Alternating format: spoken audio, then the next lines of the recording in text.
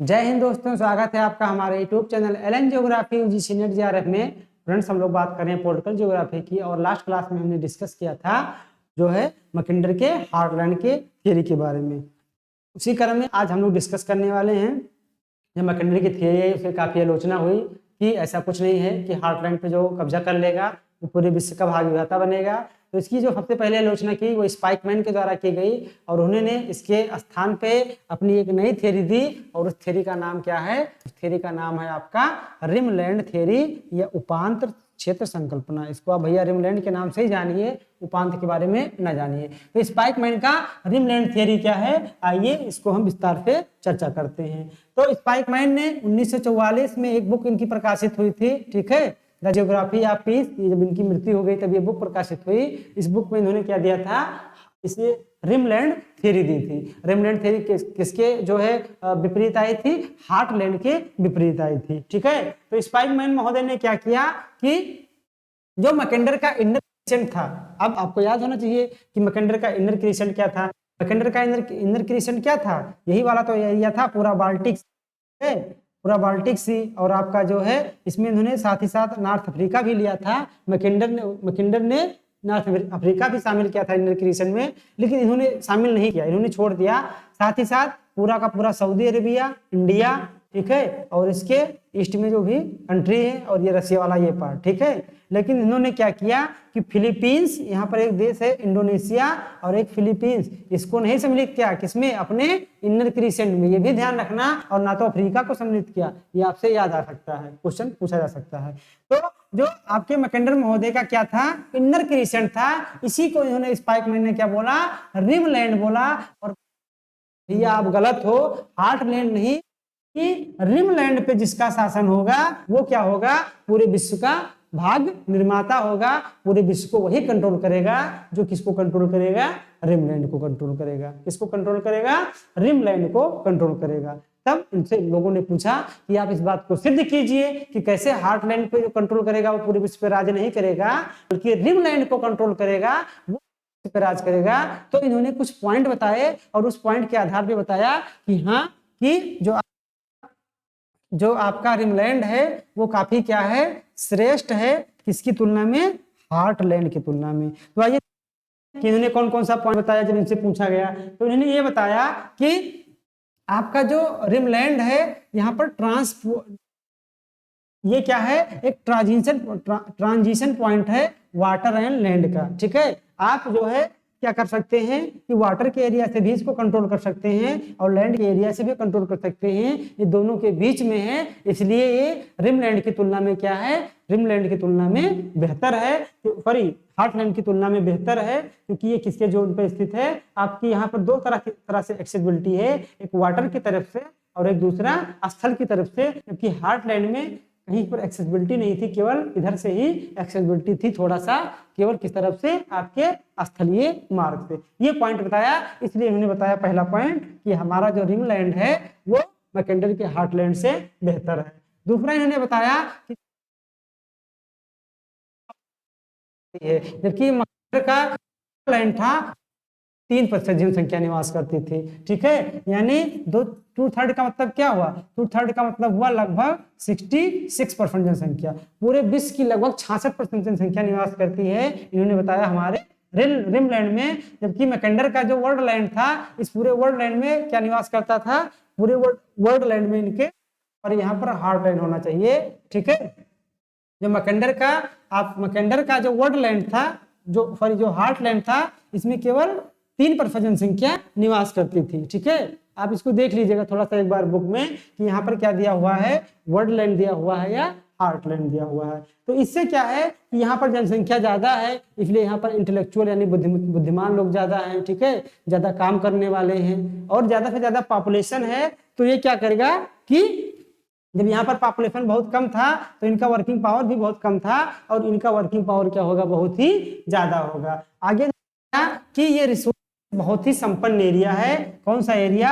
आपका rimland area. चाहे आप इंडिया की बात करें, ठीक है, चाइना की बात करें या पूरा का पूरा गल्फ कंट्री की बात करें, सारा जगह क्या है, कहीं पर जो है मिनरल रिसोर्सेज ज्यादा हैं तो कहीं पर फूड रिसोर्स भी ज्यादा हैं। यहाँ पर किसी प्रकार के खाद्यान्न की कमी नहीं होगी। जबकि हार्टलैंड में क्या है, हार्टलैंड में बहुत सारा क्या है, खाद्यान्न कुछ नहीं है। अगर उस चारों तरफ से लॉक कर दिया जाए तो वहां के लोग तो खुद ही क्या हो जाएंगे, मर जाएंगे। दूसरा इन्होंने बताया कि ये क्या है, मरीन पॉसिबिलिटी है, यानी आपके साथ से साथ जो स्थल भाग है यहाँ पर तो रिसोर्स है ही, साथ ही साथ ये मरीन वाला एरिया है, यहाँ पर भी क्या है, बहुत सारी ऐसी संभावना है कि रिसोर्स हो। इस रिसोर्स के बेस पे क्या हो सकता है कि आप क्या हो सकते हैं, इसको कंट्रोल कर लें तो आपके यहाँ पॉपुलेशन भी है, रिसोर्स भी है, साथ ही साथ मरीन रिसोर्स बहुत है।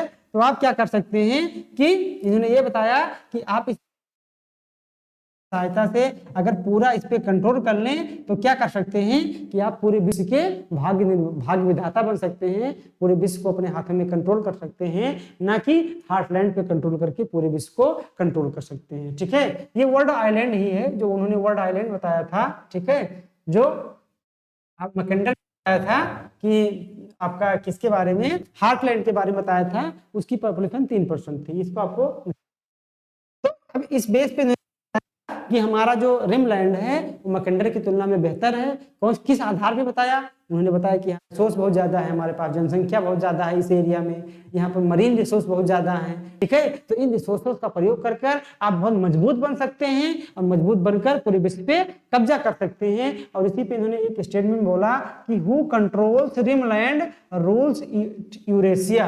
इन्होंने कहा कि इस जो आपका रिमलैंड है जो इसको नियंत्रित करेगा वो यूरेशिया, एशिया और यूरोप को मिलाकर एशिया बोला जाता है। तो इन्होंने बताया कि जो रिमलैंड को नियंत्रित करेगा वो यूरेशिया को क्या कर सकता है, शासन कर सकता है। ठीक है, एंड क्या उन्होंने आगे बताया कि जो यूरेशिया को कंट्रोल करेगा वो क्या होगा, द डेस्टाइन्स ऑफ द वर्ल्ड। यानी उन्होंने बताया कि जो रिमलैंड को कंट्रोल करेगा, ठीक है, वो यूरेशिया पे शासन करेगा, और जो यूरेशिया को कंट्रोल करेगा वो पूरे विश्व का क्या बन सकता है, भाग्य विधाता बन सकता है। तो इस आधार पे इन्होंने बताया कि हार्टलैंड नहीं बल्कि रिमलैंड क्या है, उसकी प्रासंगिकता ज्यादा है। ठीक है, और जो रिमलैंड पे कंट्रोल कर सकता है वो क्या करेगा, वो तुरंत क्या करेगा, आपके यूरेशिया को कंट्रोल करेगा। और जो यूरेशिया को कंट्रोल करेगा, यूरेशिया का मतलब यूरोप और एशिया, और जो यूरेशिया को कंट्रोल करेगा वही पूरे विश्व का भाग्य विधाता होगा। क्योंकि यहाँ पर पूरे विश्व की जनसंख्या आपके पास ज्यादा है। क्योंकि मैकेंडर की जनसंख्या कितनी थी, मैकेंडर 3% थी, जो उन्होंने हार्टलैंड या वर्ल्डलैंड की बात की थी। ठीक है, आप इसको किताब में देख लीजिएगा एक बार, यहाँ पर थोड़ा सा कंफ्यूजन है। ठीक है, कि इन्होंने 3% जनसंख्या मानी थी वो पूरे वर्ल्डलैंड की मानी थी, वो हार्टलैंड की ही मानी थी। आप लोग इसको एक बार कंफर्म कर लीजिएगा। तो इन्होंने जो बताया कि जो हार्टलैंड की जनसंख्या है पूरे विश्व की 3% है, तो आप 3% जनसंख्या के साथ बहुत बड़ा काम नहीं कर सकते हैं। लेकिन अगर आप इस पूरी जनसंख्या को कंट्रोल कर लें, जो कि क्या है कि पूरे का पूरे वर्ल्ड के 2/3 है, आपके पास जनसंख्या भी है, आपके पास रिसोर्स भी है, तो इससे आप बहुत बड़ी पावर बन सकते हैं और यूरेशिया को कंट्रोल कर लेंगे। और जो यूरेशिया को कंट्रोल कर लेगा वो पूरे क्या करेगा, पूरे विश्व का भाग विधाता बन जाएगा। ये बात किसने कही, आपके स्पाइकमैन महोदय ने कही। ठीक है, ये बात आपको याद रखनी है कि रिमलैंड कैसा, हार्टलैंड कैसे रिमलैंड से बेहतर है। अब आइए देखते हैं कुछ इनकी आलोचना की गई कुछ विद्वानों के द्वारा कि ऐसा नहीं है भैया कि जो रिमलैंड पे कंट्रोल कर लेगा वो पूरे विश्व का भाग विधाता बनेगा। पहली आलोचना की गई इनकी कल्चरल डाइवर्सिटी की, ये ऐसा हो ही नहीं सकता है कि पूरे के पूरे रिमलैंड कि यहाँ पर सांस्कृतिक विविधता बहुत है, कहीं पर हिंदू है, कहीं पर मुस्लिम है, कहीं पर क्रिश्चियन है, कहीं पर कोई पारसी है, कहीं पर कोई जात है, ठीक है, कोई रिलीजन का व्यक्ति है। तो इस पे ऐसा संभव ही नहीं है कि पूरे की पूरे रिमलैंड को एक सूत्र में, एक धागे में पिरोकर बांध दिया जाए। ये आलोचना इनकी की गई। दूसरा कि भैया ऐसा है कि आप केवल क्या है, आप केवल जो मैकेंडर ने हार्टलैंड दिया था उसी की केवल आलोचना कर रहे हैं और कुछ नहीं है, ऐसा कुछ एग्जिस्ट नहीं करता है। तीसरा इन्होंने बताया कि यहाँ पर 2 साइड से अटैक हो सकता है। लोगों ने बताया कि स्थल से भी अटैक कर दे कोई और समुद्र से एक साथ अटैक कर दे, तो कोई भी जो आपकी आर्मी होगी वो पूरी तरीके से धराशायी हो जाएगी। तो आप कैसे विश्व पे नियंत्रण स्थापित करेंगे। ठीक है, और ऐसा देखा गया कि अभी तक 2023 तक कोई ऐसा नहीं हुआ कि पूरे पूरे रिम कंट्रोल कर सके या रिमलैंड के सहारे सुपर पावर बन सके। ये इनकी क्या की गई, खूब धड़ल्ले से आलोचना की गई। ठीक है, अब आइए देखते हैं कि कुछ आलोचना की गई तो क्या कुछ इसकी जो है क्या किया गया, सराहना भी की गई, यानी रिलेवेंसी इसकी देखी गई कि क्या इसकी कुछ रिलेवेंसी है आपके जो है मैकेंडर साहब के ड्रीमलैंड की नहीं है। तो कुछ विद्वान इसकी बहुत रिलेवेंसी मानते हैं। जैसे पहला ही बताया गया था कि political interest of north America in middle east. आप देख रहे हैं कि जब से थियरी आई है, चाहे खाड़ी युद्ध की बात किया जाए, गल्फ वार की बात किया जाए, या आप बात करें अभी भी जब कुछ दिन पहले क्या हुआ है कि अमेरिका क्या है अफगानिस्तान से वापस लौट कर गया है, तो कुछ लोगों ने कहा कि जब मैकेंडर साहब की थियरी आई उसके बाद अमेरिका क्या हुआ, सतर्क हो गया और उन्होंने उसकी थियरी का पालन करते हुए रिमलैंड यानी जो गल्फ का कंट्री वाले क्षेत्र है, इस क्षेत्र पर लगातार अपना क्या करने लगा, इसकी यहाँ की राजनीति में रुचि लेने लगा। तो ये बात साबित करता है कि मैकेंडर ने इस बात सही कही थी, क्योंकि अमेरिका जैसा देश मैकेंडर की बात को मान रहा है। दूसरा, नोबेल बेस